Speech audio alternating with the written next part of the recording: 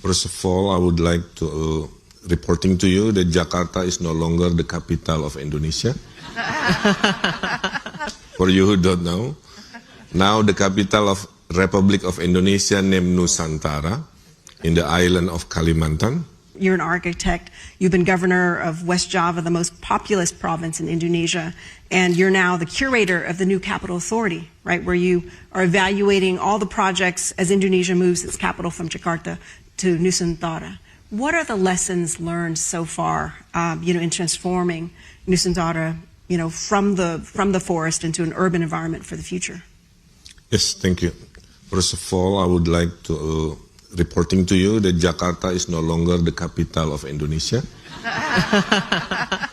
For you who don't know, now the capital of Republic of Indonesia named Nusantara in the island of Kalimantan. The idea of moving the capital has been there since colonial time, but only in the time of President Jokowi has its own momentum to move to Nusantara. And we promise the world to be one of the greenest and sustainable city. I advise the president as a curator, means I'm doing a quality control on the planning, design of infrastructure. We would like to be the net zero city. So Nusantara, when it will be finished, it will be an EV only city. So if you drive fossil fuel, will be stopped at the perimeter of the city and change your vehicle into EV. So I think because the President Jokowi ends his second term in October, so one of the lessons learned is everything is political, The president pushed the deadline very, very strict. So you can imagine day and night, all the construction are doing their best to meet the deadline. But we keep our sustainability index also intact. We have been cooperating with 28 international institutions to oversee the projects. We are doing a cooperation with 11 domestic and international universities. We are now in contract with 11 technology companies to make sure we deliver the promise, to be the green, to be a smart city also. At the end of the day, I advise Mr. President, we are designing a city, not a government center. Okay, so city is for everyone. Informal, formal, there's another lesson learned. And everybody need to have a place in Nusantara. So, but for today, majority is domestic investor, investing already around $3 billion in construction. And we are hoping also to invite international investor and consultant also, because, building a city takes time. Washington DC is more than 100 years to be a Washington DC today. So Nusantara is about 10 to 50 years in the making. And I told the president also, Mr. President, I used to lecture urban design in my university, and I have a class called Fail Capitals of the World. So I told Mr. President, make sure we do a lesson learned from the fail capital, because it's always very epic concept, to design a city from scratch in a speed that fast, but mostly fail to invite people, mostly fail to create a very sizable, livable city. So I told the president, let's carefully design, and the new elected president, Mr. Prabowo Subianto, will be sworn in October, also pledged to continue the capital because it's very historical. So I think, as I said, everything is political, but my job is to make sure we deliver the promise to be green, net zero, and sustainable cities. Thank you. Right. I probably would add to that. I think Park Ridwan, this is exactly where we are hoping that everything is political, but political messengers and political representations can move that forward. It's interesting you talked about the cities, because we started working on, and we were talking about that earlier, that we started working on Nusantara to plan the 256,000 hectares of the land in 2017, which is 5 times the size of Singapore. And we looked at exactly that, about the biggest challenge that Nusantara faces is, one thing is you make it technically livable, which is you provide the cars, your drains and everything. And every city is 30, 40 years in making, so cities change and memories are built. The problem is phase one, when there is no memory. How do you attract people and live there and create memories for the next generations to come? So that becomes an interesting situation which current cities don't face. And when we talk about 10 new megacities coming, most of them are going to be brand new cities, and how do you create that attraction to happen? Right, attracting that talent is so important. We also, obviously, funding is so important, right? I mean, the Nusantara is conservatively a $45 billion project, and probably much, much more when we get to the end there. You know, how important are public-private partnerships in building megacities and building projects like this? Vikram, maybe you can address that. Thanks for having me. I think I honestly feel funding is not a big challenge when it comes to cities. There's lots of capital out there. The challenge is finding champions. I think if you have champions, Bhagradwan, I think it matters, right? If you have a counterpart that's visionary, that wants to make a change, wants to build something which leaves a legacy behind, that is the biggest factor for the success of engaging for financing.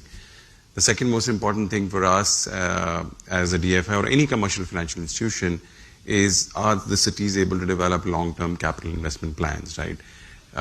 Is there a benchmarking of how this city is performing vis-a-vis the best in the world, right?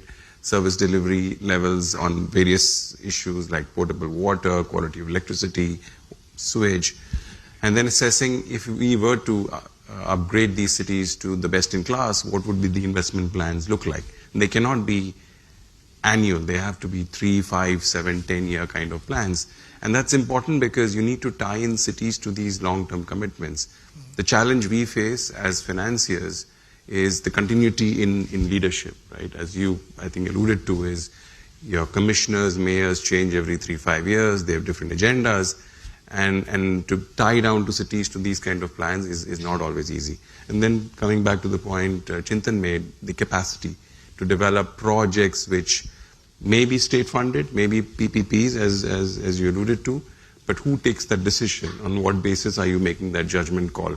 All that requires assessing the capacity of the city to develop projects on its own, execute on its own, or bring in the private sector where the value of efficiency and the service delivery becomes very, very important.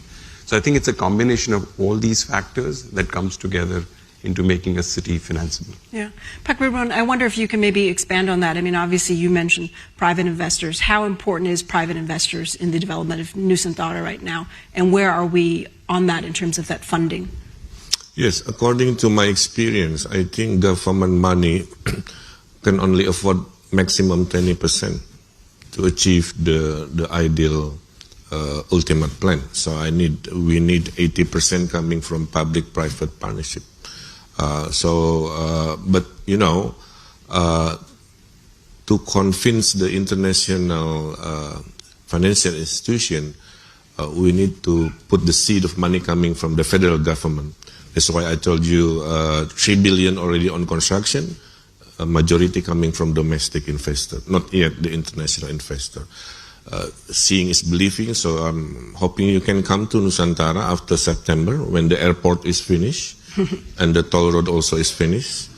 And every week I'm supervising 5 to 6 projects, including we have a project for the animal. We design a bridge for animal to cross the toll road. Yeah, and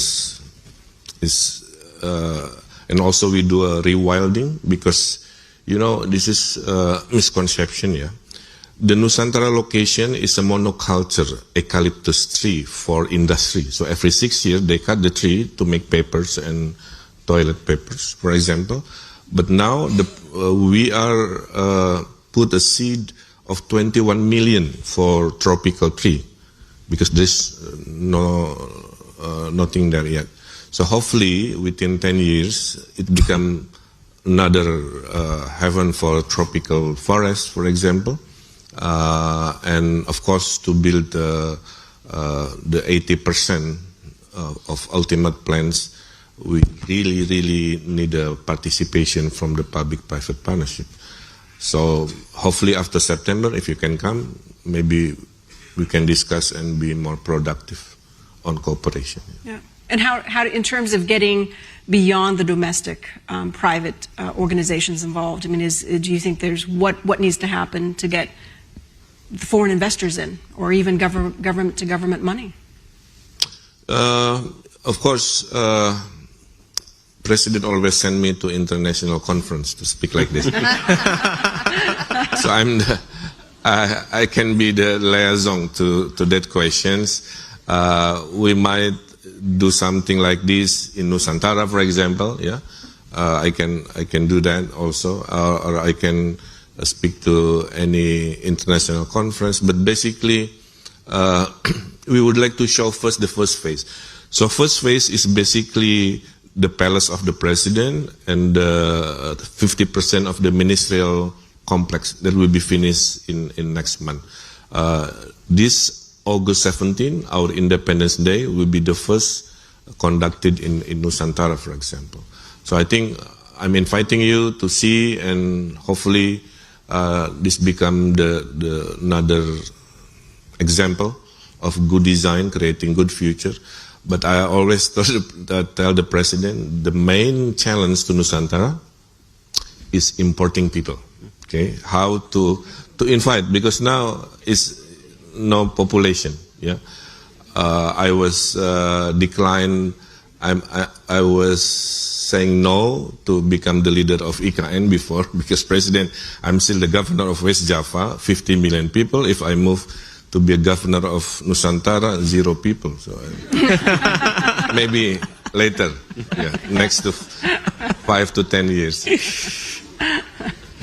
Well, Chintan, I'm going to ask you, obviously not everyone gets a chance to build cities from scratch, and most of the cities here in Southeast Asia and in Asia are obviously existing cities that have so much memory, as you said, and so much history and inhabitants.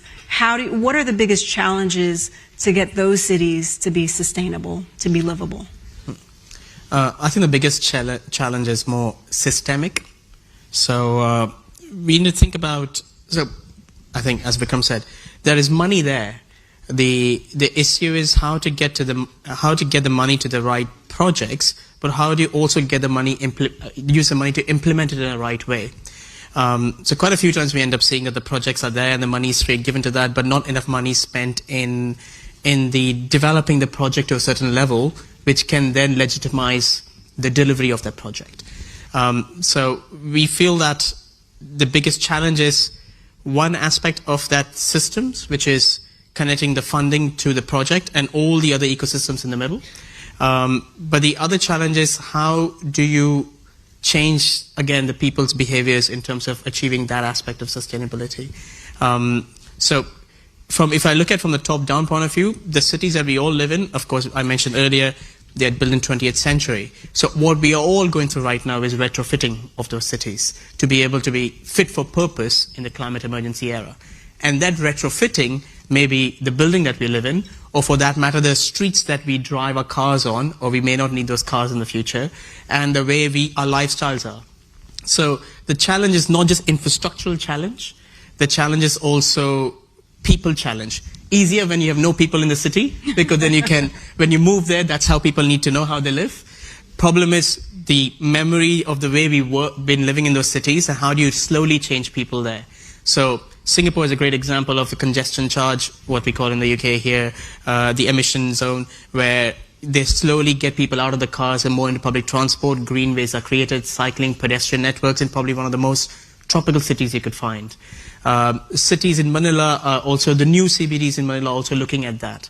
The thing that we end up telling our clients, be it the government or private developers or whoever, is what you're planning for, this is where you go beyond the election cycle, is 10 years from now that's going to come in play.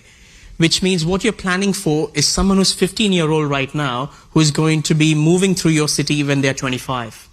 or someone who's 25 who's planning to buy a home with their family when they're 35. Think about what they want in that 10 years from now and plan for that. So there was an interesting survey done, I think, a couple of years ago for across Southeast Asia, where the youth was asked whether they would spend money in buying a car or anything else, and the answer was clear: we will spend money in our experience of our lives rather than buying a car, because we can now call an Uber or a Grab and do that. I think the governments need to harness that and change the way we think about it, because everything that we do right now, the Department of Transport is like, I want 6 lanes there because the cars are only increasing. No, they're increasing now. 10 years from now, it won't be the case.